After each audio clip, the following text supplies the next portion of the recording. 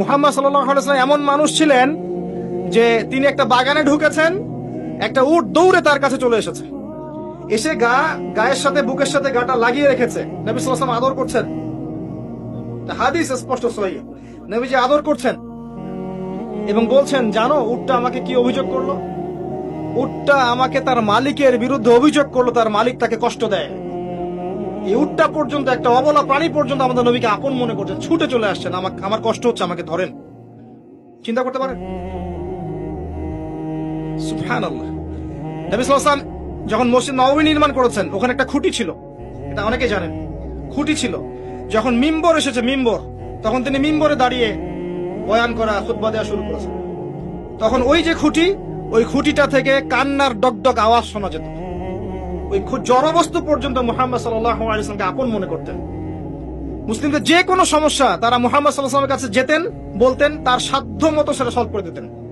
একবার নামাজে দাঁড়িয়েছেন মুহাম্মদ সাল্লাল্লাহু আলাইহি ওয়াসাল্লাম, একামত হয়েছে, একামত হওয়ার পরেও তিনি বাসায় চলে গেছেন। সাহাবীরা জিজ্ঞাসা করলেন, ব্যাপারটা কি? নবীজি বললেন, আমার কাছে কয়েকটা দিনার ছিল, ওগুলো দান সাদাকা করে দিয়ে তারপর এসেছে। কি বুঝছেন? কিছু মানুষ এসেছে, জীর্ণ শীর্ণ, খাবার নাই, কাপড় নাই, নবীজিকে বলছেন, নবীজি সাল্লাল্লাহু আলাইহি ওয়াসাল্লাম, আমরা এই সমস্যায় আছি। নবীজি দেখে এত মায়া লাগলো, চোখ দিয়ে দরদর করে পানি পড়তে লাগলো। তিনি সাহাবীদেরকে বলেন, হে সাহাবীরা, তোমাদের মাঝে কি দানশীলরা নেই? নিয়ে আসো, তোমাদের কাছে যা আছে নিয়ে আসো। সবাই কিছু কিছু করে আনা শুরু করলো। আস্তে আস্তে আস্তে আস্তে স্তূপ হয়ে গেল সম্পদের। এটা দেখে নবী সাল্লাল্লাহু আলাইহি ওয়াসাল্লাম হেসে ফেললেন।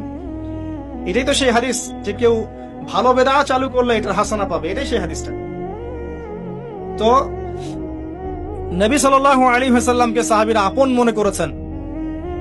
এখন কাকে আপন মনে করবেন আপনি? আমাকে? আমার মধ্যে তো নবীর সুন্নতের 5%ও নাই। আপনাকে দেখে মনে হচ্ছে আমাকে যে আমি অনেক বড় স্কলার, মুফাসসিরি পড়া, অমুক তমুক। আমি নিজেই তো বুঝতে পারছি আমার ভিতরে নবী সাল্লাল্লাহু আলাইহি ওয়াসাল্লামের সুন্নাতের 10%ও নাই। কে আপনাকে নসিহত করবে? কে আপনাকে তাসকিয়া করবে? যারা এমন আল্লাহওয়ালা মানুষ, যারা এমন তাকওয়াওয়ালা মানুষ, নূরওয়ালা মানুষ, এই মানুষগুলোর কাছে গিয়ে পড়ে থাকেন, এই মানুষগুলোর কাছে গিয়ে সহবতে গিয়ে পড়ে থাকেন, খুঁজে নেন এই মানুষগুলোকে, কোথায় আছে খুঁজে নেন। আমি জানি না কোথায় আছে, আমি নিজেও খুঁজছি, আর আমাদের খোঁজার দৃষ্টিভঙ্গিটা খুব সূক্ষ্ম। ওই যে ইমাম বুখারী দেখেছিলেন না, ওই যে ঘোড়াকে খাওয়াচ্ছেন প্রতারণা করে, হাদিস নিলেন না তার কাছ থেকে, আছে না? জানেন না আপনারা? হাদিস সার্চ করতে করতে এক জায়গায় চলে গেছেন, অনেক মাইলের পর মাইল পথ পাড়ি দিয়ে দেখেছেন যার কাছ থেকে হাদিস নিবেন সে ঘোড়াকে ডাকছে, হাতের মধ্যে কিচ্ছু নাই, কিন্তু ঘোড়াকে দেখাচ্ছে, আসো আসো আসো, খেয়ে যাও। এই যে প্রতারণা করেছে ঘোড়ার সাথে, আর হাদিস নিলেন না। আমরা এরকম চোখ দিয়ে খুঁজছি আর কি, আল্লাহ যেন মিলিয়ে দেয়।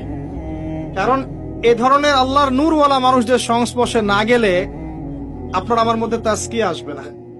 তাসকিয়া, আত্মশুদ্ধি শুধুমাত্র পড়াশোনা করে, নিজে নিজে আমল করে হয় না, আত্মশুদ্ধিওয়ালা মানুষকে দেখেও শিখতে হয়।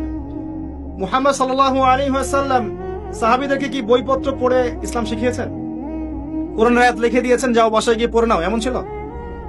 নবীজিকে দেখতেন তারা দিন রাত 24 ঘন্টা, কেমন করে ওঠেন, কেমন করে বসেন, কেমন করে কথা বলেন, কেমন করে মুআমালাত করেন, কেমন করে নামাজ পড়েন, সব দেখতেন, দেখে দেখে কপি করতেন। এভাবে যখন আমরা আল্লাহর নূর প্রাপ্ত মানুষদের সংস্পর্শে গিয়ে দেখে দেখে কপি করতে পারবো, তখন দেখবেন আত্মশুদ্ধি চলে আসছে ইনশাআল্লাহ। এখন আপনি যাবেন কোথায়? সবাই তো ডাকছে, আসো জান্নাত আমার কাছে, আমি জান্নাতের ডিলার, তোমার লিজ লাগলে নিয়ে যাও। হ্যাঁ, অ্যাটিটিউডটা এমন অনেকেরই। আল্লাহর কাছে খাস করে দোয়া করতে হবে, আল্লাহ এমন মানুষদেরকে আল্লাহ আপনি এইসব জায়গায় নিয়ে আসেন যারা আত্মশুদ্ধিতে পরিপূর্ণ, যাদের মধ্যে আল্লাহর নূর আছে, যারা ওই নূর মানুষের মধ্যে ছড়িয়ে দিতে পারবে, আমরা আত্মশুদ্ধি লাভ করতে পারবো ইনশাআল্লাহ। আল্লাহ পাক বোঝার তৌফিক দান করুন। আমিন।